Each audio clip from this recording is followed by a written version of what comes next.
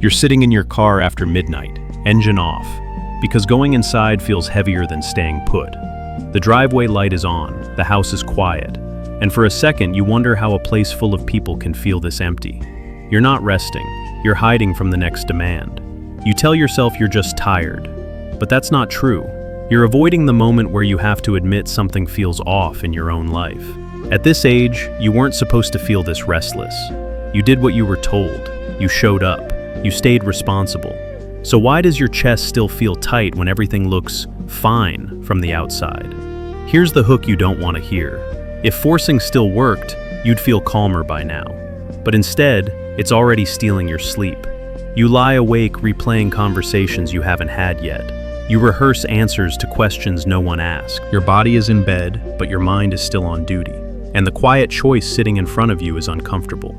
Do you push through one more year like this because that's what you know? Or do you stop long enough to see what this pressure is actually doing to you? Most people call this burnout. That's not accurate. Burnout is what happens when effort no longer leads to meaning. What's really underneath this isn't laziness. It's fear. A very specific fear. The fear that if you ease up now, everything you built will start to wobble. Your income, your authority, your usefulness, the invisible value you bring that no one says out loud anymore. That fear makes sense, because for decades, force worked. You forced yourself to tolerate bad bosses. You forced yourself to stay calm for your kids. You forced yourself to swallow stress, because that's what being an adult meant. You didn't have the luxury of softness back then. Bills didn't care about your feelings. Kids didn't wait until you were ready. Life rewarded endurance. So your nervous system learned a rule early. Push first, feel later. Here's the uncomfortable turn no one prepares you for. After 50, the same force that built your life starts shrinking it. Not dramatically, quietly. You notice it in small moments that don't seem important at first. You get irritated faster. You lose patience over minor things. Your chest tightens before your mind can catch up. Decisions that used to feel straightforward now feel loaded. Even good options feel exhausting. You wake up tired after sleeping because your body never actually stood down. And then comes the thought you never say out loud. The one that hits when you're alone. I should be more settled than this by now. That sentence carries weight. It's not disappointment, it's judgment. You don't just wish things were easier. You quietly blame yourself for how they turned out. That judgment opens the door to grief, the kind you don't talk about because it feels embarrassing. Grief for the version of you who thought there'd be more peace by now. Grief for the role you played when people still needed you every day. Grief for feeling replaceable in ways you never expected. No one acknowledges this loss. You're supposed to be over it, so you keep it to yourself. Everyone else sees a functional adult, responsible, capable, stable. Meanwhile, inside, you're holding your breath from morning to night. Not because something is wrong today, but because you don't trust tomorrow to hold you. Here's the hard truth, and it's only one sentence. Forcing is how you survived, but it won't carry you forward. That sentence stings because it threatens your identity. If force isn't the answer anymore, then what is? A Buddha-inspired reminder says effort works best when it's balanced, not brutal. In real life, that translates simply. If you're constantly clenched, you're not being strong, you're being scared. That doesn't make you weak, it makes you human, but it does mean your strategy needs to change. Here's something you can do tonight, not as self-help, but as damage control. It takes less than a minute. When you notice the tightness in your jaw or shoulders, don't correct it, don't analyze it. Just place one hand on something solid, the steering wheel, the kitchen counter.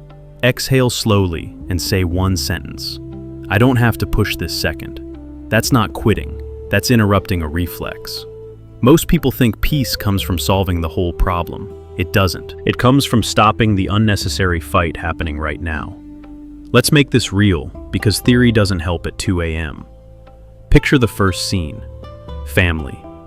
Your adult child hasn't called back. Again. Your mind goes straight to self-blame. I did something wrong. Your body feels heavy, a hollow ache under the ribs. The old move is to chase reassurance. Another text, a joke, a reminder of everything you've done. Instead, the action is restraint. Don't send the follow-up. And if you speak later, keep it clean. I miss talking with you. No guilt, no pressure, just truth without force. Second scene, money. Retirement paperwork spread across the table late at night. Numbers blur together. Your mind says, I waited too long. Your breathing gets shallow, your shoulders rise. The mistake here is trying to solve your entire future in one sitting. That's fear pretending to be responsibility. The action is smaller. Pick one number, just one. Say it out loud. I can handle one step. That sentence keeps you in the present instead of spiraling into judgment. Third scene, identity. You're standing in a grocery store line and realize no one needs you tonight. No one's waiting. No one's depending on you. Your mind asks a quiet question. Is this it now?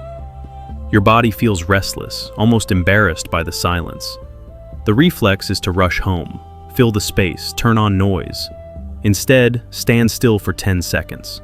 Let the feeling exist without commentary. Say quietly, I'm still here.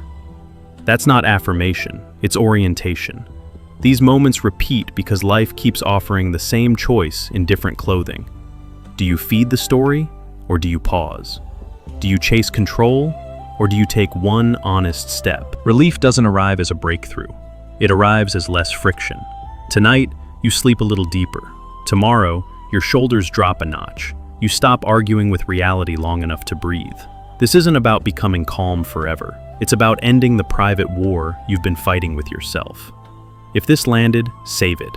Not because it's inspiring, because you'll forget it when the pressure returns. And if you want, leave one sentence. Where are you forcing right now? You're not late. You're not broken. You're learning a different kind of strength.